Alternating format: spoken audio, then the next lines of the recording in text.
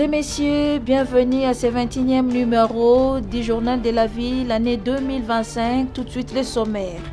Attaque des Koulouna à Méarmé, en Boudi, commune de Mongafula. L'honorable député provincial Aubin Moukano, élu de Mongafula, a rencontré ce mardi 21 janvier le commissaire divisionnaire adjoint de la police nationale congolaise, ville de Kinshasa, Blaise Kilimbalimba, pour des solutions concrètes. Contrairement aux rumeurs circulées dans les réseaux sociaux sur la mort du jeune Gani Matali, victime d'attaque à la machette par les Koulouna, ce dernier est vivant. Il est actuellement interné à Hachi Hospital grâce au gouvernement provincial de Kinshasa. Crash ce mardi de la compagnie Air Kasai à l'aéroport de Kongolo dans la province du Tanganyika. L'aéronef transportait des cigarettes en provenance de Goma. Il a raté son atterrissage, finissant sa course dans la brousse avant qu'une partie de l'appareil ne prenne le feu, annonce l'administrateur du territoire de Kongolo. C'est tout pour les sommaires, mesdames et messieurs. Encore une fois, bienvenue dans ce journal. Après la vague d'attaque des Koulouna à Méarmé, en Boudi, dans la commune de Mongafula, attaque qui par ailleurs a causé la mort, blessures et extorsion des fonds et semé un climat d'insécurité dans la chef de la population. Fort de cette situation, le député provincial élu de Mongafula, Aubin Moukano, est allé à la rencontre du commissaire divisionnaire adjoint de la police nationale congolaise, ville de Kinshasa, Blaise Kilimbalimba, pour présenter ses civilités et entrevoir des solutions concrètes aux problèmes sécuritaires. Pour Aubin Moukano, l'insécurité ambiante appelle à des solutions concrètes. Il est nécessaire d'installer de nouveaux sociétés, de doter la police des moyens qu'il faut afin de faire face à cette situation d'insécurité. Blaise Kilimbalimba explique l'essence de cette visite. C'était une rencontre liée à la sécurité des personnes et de leurs biens dans ce quartier, qui jadis a fait l'objet aussi de notre préoccupation. Nous lui avons répondu que pour la rapidité et l'efficacité, en dehors des sous-commissariats et commissariats implantés là-bas, il y a un véhicule monté de la police chaque jour au niveau des pompages qui devrait faire des itinérances de ses côtés. Toutefois, comme il a signalé une poche de résistance, mon adjoint chargé des opérations, les chefs de département de la sécurité publique ainsi que des renseignements généraux sont instruits pour faire une descente sur terrain, voir la possibilité de l'installation de ces sous-commissariats. En sa qualité de représentant du peuple, l'honorable Aubin Moukano a apporté les préoccupations de la population auprès du numéro 1 de la police nationale ville-province de Kinshasa et s'est dit satisfait de l'accueil dont il a bénéficié de la part du général. Nous sommes venus déposer les plaidoiries de la population de Moudi. Surtout, c'était ainsi avec les bandits à main armée qui ont pris de l'ampleur le phénomène. Il nous a rassuré que dans les brefs délais, on va ériger un société au niveau de Moudi. C'est la raison pour laquelle nous sommes venus non seulement apaiser la population dans le sens que les services sont en train de travailler dans ce sens-là et que bientôt là, une solution définitive sera déjà mise en place pour résoudre les problèmes. Et aussi, la mobilité, le compte de la mobilité de la police, il nous a fait valoir cela et on verra avec le gouverneur de la ville comment est-ce que le gouverneur peut résoudre ces problèmes dans les brefs délais. D'autres slogans de cette nature, c'est qui chasse les Obonga. Et donc, j'aimerais rassurer la population congolaise que leurs problèmes sont aussi les miens et les nôtres, dans le sens que la situation de l'insécurité, déjà avec ce qu'on vient de parler avec le général, et avec les plaidoiries que je vais ramener au niveau de l'exécutif auprès du gouverneur, je crois bien que la population va sentir que les choses vont changer. Il faut signaler que l'honorable Moukano a rendu visite auparavant au ministre provincial de l'Intérieur et il a conféré avec la population et visité les victimes.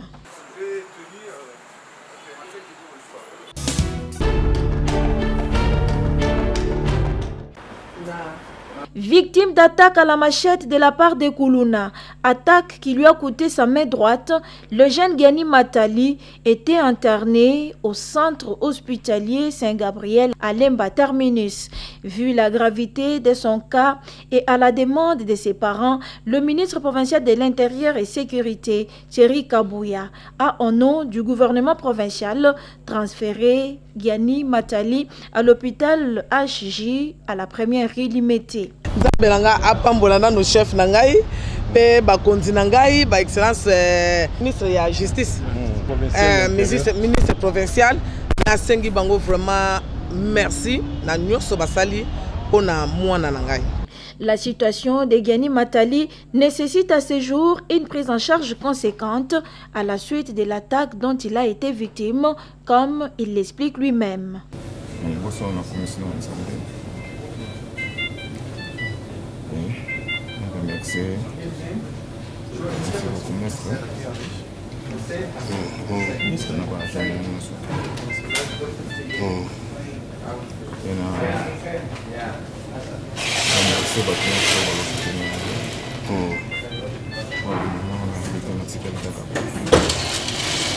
Contrairement aux rumeurs qui ont circulé, le jeune Gianni Matali est bel et bien en vie et il est désormais pris en charge au HJ Hospital grâce au gouvernement provincial de Kinshasa, comme le confirme Jean-Serge, bourgmestre de la commune de Lemba. Oui, le ministre provincial de l'Intérieur, lui qui est le patron de la sécurité de la ville, veut dire aux Congolais, spécialement aux Kinois et Kinoises, que la ville prend en charge notre sécurité, la ville prend en charge nos soins, même de santé en cas d'accident. C'est un message fort quand le ministre lui-même prend le devant pour transférer Gianni ici, lui un innocent qui s'est vu amputé de sa main droite. Je sais qu'en tant que bon père de famille, et le gouverneur et le ministre provincial de l'Intérieur, ils étaient très touchés et ils ont juste lancé un message pour dire on vous prend en charge quelle que soit la situation. On les voit, outre la lutte contre la criminalité, le gouvernement provincial se dispose à accompagner les victimes en leur apportant les réconforts et les soins qu'il faut. Au revoir, merci.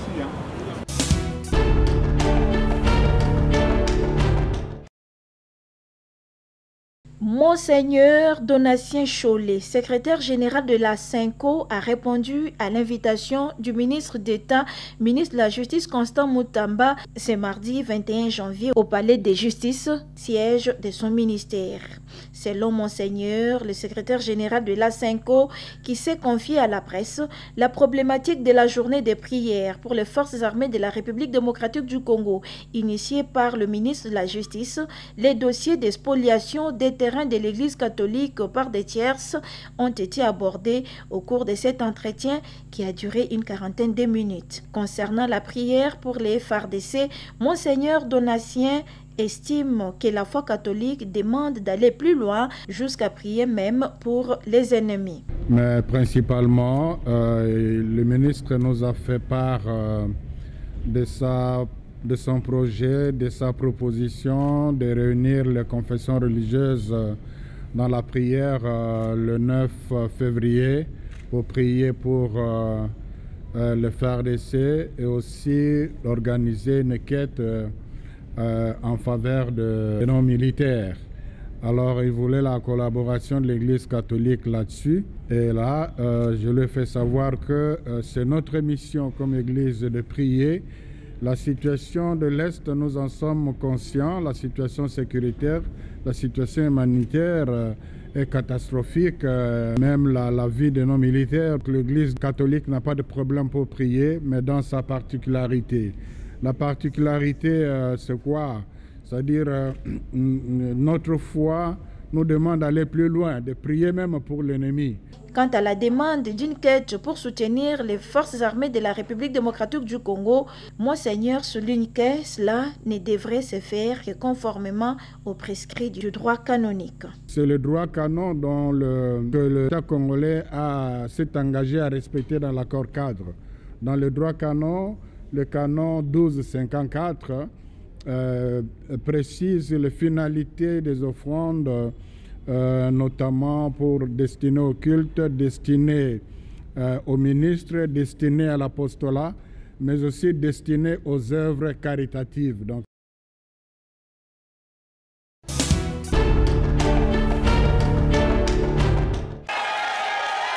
élection au sein de l'Association pour le développement d'Engweshe, ADN. C'est dimanche 19 janvier 2025. La grande salle des conférences de la paroisse Notre-Dame de Fatima, Gombe, pleine des électeurs, membres de cette association, réunis dans une assemblée générale élective pour élire leurs nouveaux dirigeants. D'abord, l'hymne national, suivi du message d'encouragement et de soutien à tous les candidats par le Mwami Jean-Marie Joseph Pierre Ndatabaye, Oueza 3, réitérant aux membres de doter l'ADN de nouvelles structures fiables, tournées résolument vers le développement du territoire des Bagouéchiers, message lu par le vice-président de l'ADN sortant. Juste après est venu le moment de présentation de tous les candidats et chacun d'eux a eu à présenter son programme d'action une fois élu au sein de cette association. Fin de la campagne, l'heure est au vote.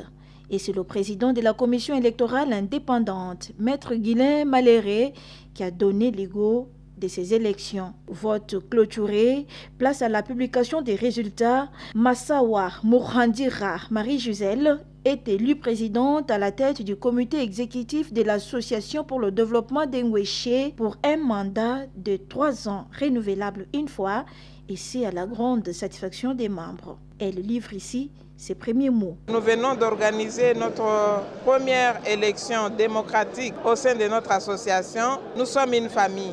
J'appelle à l'unité, à la solidarité et au développement de notre terroir. Nous allons maintenant nous engager dans les projets d'infrastructure au niveau de terroir. Parmi les élus de l'ADN, Siboula Bienfait Eric Aracha, élu président de la commission jeunesse. Oui, c'est une élection qui vient de se passer, mais en fait c'est la traduction d'une haute responsabilité de pouvoir fédérer toute la jeunesse de notre communauté en vue de mettre en place un nouvel élan tout en identifiant toutes les compétences de la jeunesse de notre communauté et qu'ensemble, nous allons mettre en place une possibilité d'accompagnement, d'encadrement de cette jeunesse. Les organisateurs de ces élections au sein de l'ADN se frottent les mains et remercient les partenaires. La transparence était au rendez-vous et les candidats sont tous satisfaits. Nous avons fait la fierté des Bachi aujourd'hui. Aux élus ont travaillé pour Ngweshe. Je ne peux pas aussi finir mes mots sans vraiment féliciter le président du Conseil des sages qui est nommé Papa Deo Mwikiza en tout cas. Je ne sais pas si je peux l'appeler le héros de l'ombre. Outre les comités exécutifs et différentes commissions, l'Association pour le développement d'Engweshe s'est dotée également d'un nouveau conseil des sages qui sera dirigé par Moudekere Zantako Constantin. Tout est bien qui finit bien.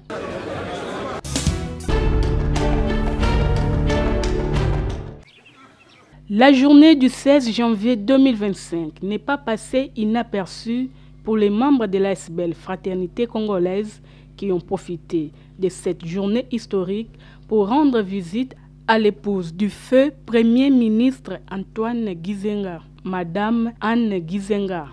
C'est à la résidence familiale située à Bouma, dans la commune de Lansele, que le président Godefroid Mwamba et toute son équipe ont échangé avec Maman Anne Gizenga sur l'histoire de la RDC. Ils ne sont pas venus m'ébredouiller dans leur gibecière, quelques vivent. Pour Godefroid Mwamba, raffermir les liens pour l'unité du Congo, c'est la mission de sa structure. Je pense qu'on est venu aujourd'hui chez Maman Anne Gizenga, qui est d'ailleurs restée la seule nationaliste dans notre pays, pour nous ressourcer. Nous, en tant que nationalistes, portant à nous l'amour de la patrie, portant à nous l'amour des Congolais, nous sommes venus chez elle pour recevoir des instructions, pour recevoir l'histoire de notre pays, et elle nous a très bien reçus. Nous sommes heureux. Bien que la situation de l'Est de la RDC, menacée par les agressions, date depuis des années, pas un seul millimètre du Congo ne sera cédé, a-t-il renchéri. Mais je voudrais profiter de cette occasion pour demander à tous les Congolais, partout là où ils sont, de comprendre que la guerre qui nous est menée à l'Est, c'est la guerre qui nous avait été menée déjà dès la décolonisation en tuant Patrice Emery Lumumba, qui d'ailleurs, lui, à cette époque-là, nous prévenait contre la balkanisation. C'est la même guerre qui a mené à ce qu'on puisse tuer Mouzé Laurent Désiré Kabila que nous sommes en train de célébrer ce jour. C'est en fait la même guerre qui était menée aussi contre l'ancien régime, mais aujourd'hui aussi, elle est menée contre Antoine Félix Tshisekedi Tshilombo. Appelle à tous les Congolais, toute la jeunesse congolaise, 100 millions de population, que nous devenions de véritables Ouazalendo pour protéger notre population, pour protéger notre terre, pour protéger notre territoire, afin que même pas un seul millimètre du Congo ne puisse nous échapper et que nous puissions, comme Mouzé l'avait demandé, ramener la guerre d'où elle est venue. Une occasion pour le président Godefroid Mwamba et son équipe de visiter les mausolées du feu ministre Antoine Gizenga.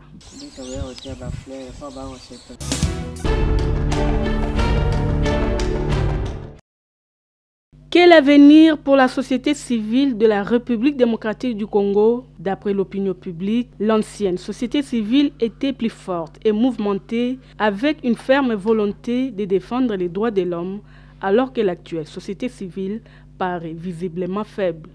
Interrogé à ce sujet, Crispin Kobolongo, activiste des droits humains et président national de la CVDP, donne son point de vue. Situation à mboka na biso ndenge ezokende société civile oyo ya lobby ezalaki société civile moko ya pression face ya différentes violations des droits de l'homme oyo ezalaki kosala entre autres omona bazoko arrêter défenseurs des droits de l'homme bazoko arrêter politiciens. Oh, nous avons commis un régime eleki, azalaki victime d'arrestation, azalaki victime de torture, azalaki victime de mauvais traitement. Alors, lelo, ndenge azalaki mikolo eleki, eza sous bongote. Alors, c'est là où je me dis, au moni société civile, ceux qui sont à un niveau moko. Il y a ma financement, façon de travailler. Ceux qui sont ma coquille. Parce que les misolo par-ci par-là, mingi. Mais les loyaux, mingi bazana misolo soute, comment ils ont misolo quelque part. Bon. Peut-être lié na bango na bato baye siko ils allaient un peu rattachés, ils ont un peu makasi. Peut-être yango bazo loba fumate. Mais ça peut na ba oyo bazali prêt à koloba, mais peut-être ba ozanga ba moyen tya koleka na ba presse, koleka na ba journaux, koleka na ba télévision. Yango peut-être ça la que non, ba oyo bazana posa ya koloba. Mais bazana ba moyen te. Tozokoma kaka tozokoma totindi mais moi ezangi biso pona kobengisa bino ba journaliste boyoka biso.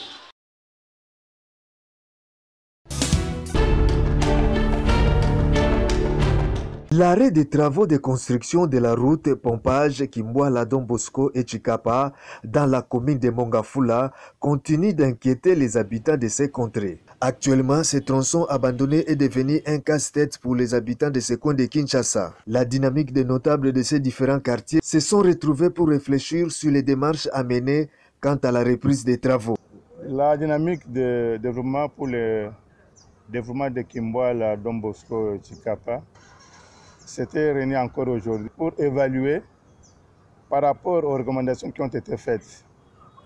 La correspondance qui a été adressée à la Régie des eaux et celle adressée à l'OVD. Ensemble, nous avons parcouru aussi l'état de nos avenues, la situation sécuritaire aussi, et surtout l'état des routes qui présentement laisse à désirer. Nous avons, avec le concours de toute la notabilité, faire voir que nous devons fédérer ensemble pour que cette fois-ci, les restes du tronçon soient en tout cas plus vite exécutés par le gouvernement. La population de ce coin de Kinshasa se sent abandonnée. Même leur autorité municipale n'a jamais palpé du doigt aux réalités de ces quartiers. Nous qui sommes de l'autre côté, nous ne sommes pas considérés par les bourgmestres. C'est rare qu'ils viennent nous voir. Et nous lançons un vibrant appel. Et cette fois-ci, les bourgmestres descendent voir les quartiers qui sont déjà détruits. La route pour aller à Tchikapa n'existe plus. Et le bourgmestre n'est jamais venu, ni son équipe, pour un peu donner les rapports acquis des droits. Par rapport au tronçon qui est resté, il est quasiment inexistant. Même pour faire les pieds, c'est un peu difficile. Il faut se promener la journée que la nuit. Puisque la nuit, en tout cas, même à pied, les flaques d'eau sont partout. La régie des eaux a détruit même ce qui existait. Avec ces fuites d'eau, avec ce qui les réparait passé par là, ça n'existe plus. Mais nous voulons que l'État arrive à contrôler la deuxième phase qui existe de l'école au Quito jusqu'à Don Bosco, la troisième phase de Don Bosco jusqu'à la sortie de Mama Coco. Notons que les travaux de réhabilitation de cette route devraient se réaliser en 3 phases. Mais jusque-là, une seule phase n'a été exécutée par l'OVD. Entre-temps, le délai imparti est largement dépassé.